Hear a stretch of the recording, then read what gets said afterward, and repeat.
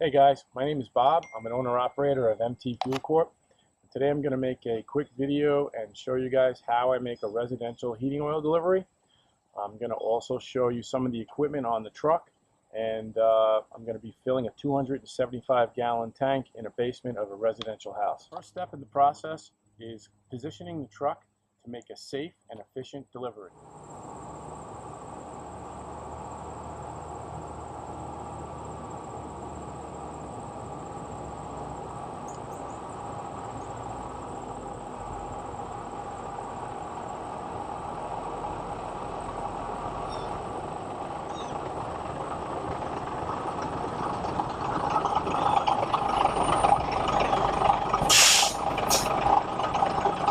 So I want to go over some of the equipment here. I positioned the truck at the house and I'm ready for a safe delivery. Inside the truck, this truck happens to be an automatic transmission. My transmission is in neutral and my maxi brake is on, so now my brakes, my parking brakes are set. I have my emergency flashes on, and we're in a safe position. The next thing I'm going to do is I'm going to put the truck into pumps, and that's by putting on my PTO. The truck goes into pumps, and now let me show you the back. Just to go over the truck quickly, this is a 6-wheel truck, straight job. The tank is aluminum and it holds 2,800 gallons of fuel.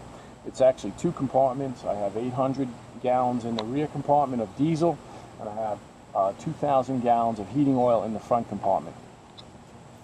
The truck has a pump which is located underneath the center of the tank.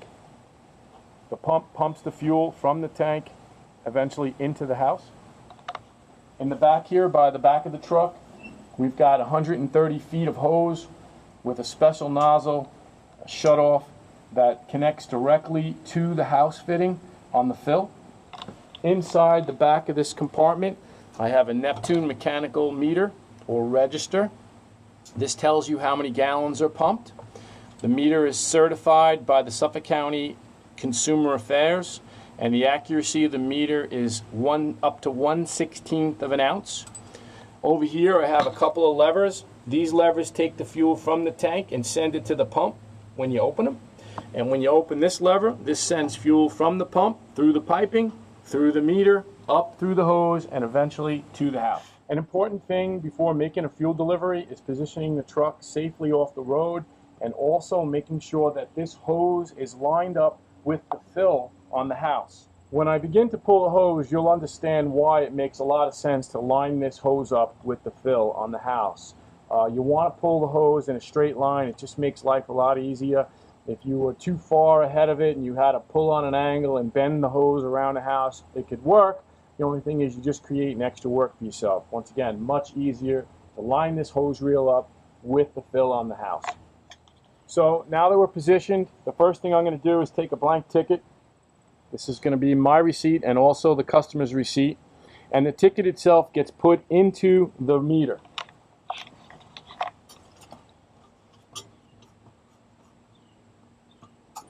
And the meter gets reset to 0.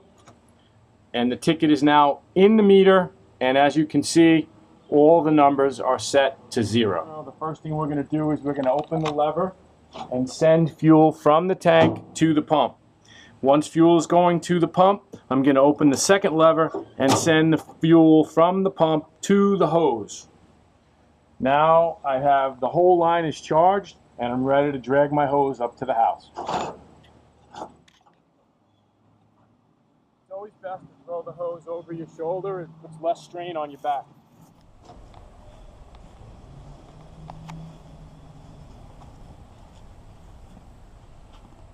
Now we're set. We're going to remove the cap off the fill. The house has a fill and a vent. The vent expels air as the fuel is going into the tank. Air is expelled, and at the same time you're going to hear a whistle. The whistle tells you that there's air coming out. Once the whistle stops, that means the fuel level has reached the bottom of the vent, and therefore the tank is full. So I'm going to take the cap off. I usually put it right down, screw on my fitting, and we'll start pumping. Whistle.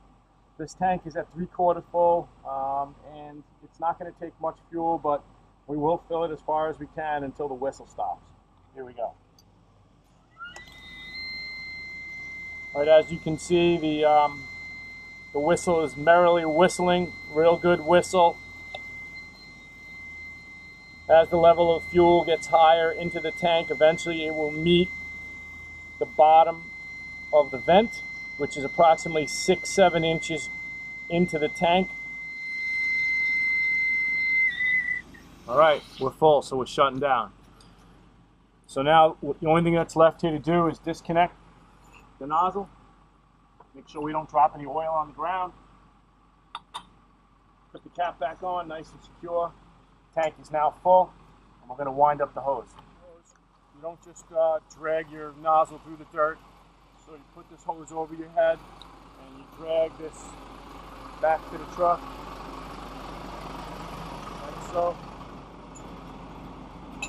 Put it down, and then the truck itself has an automatic rewind. Push the button, brings all the hose in.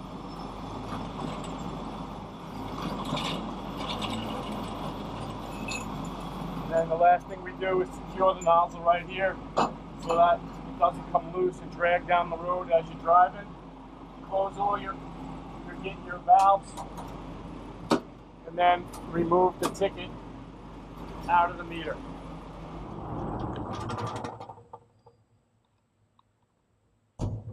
Okay, this is what the ticket looks like after it comes out of the meter. It's three copies. There's a top copy, there's a yellow copy that I give to the customer, and then there's a bottom cardboard. I saved the 2 copies, and like I said, I give the yellow to the customer. You might not be able to see this, so let me flip this over here. Here you go. Alright, so the ticket itself has my company name on it, address and phone number, and there's the number. Feel free to call me if you'd like a delivery. And over here you see a sequence number. It's 449, and it shows you that we started at 0 and we went from 449 to 450, and we pumped 45.7 gallons. So coming down here, I would put the date in, customer's name, customer's address, the product type, which is heating oil, the gallons, the price per gallon, any taxes involved, and then a total. And then I would sign the ticket. I'd fill in the time of the delivery, how the customer's paying, whether they're paying cash, check, or charge, and my truck number.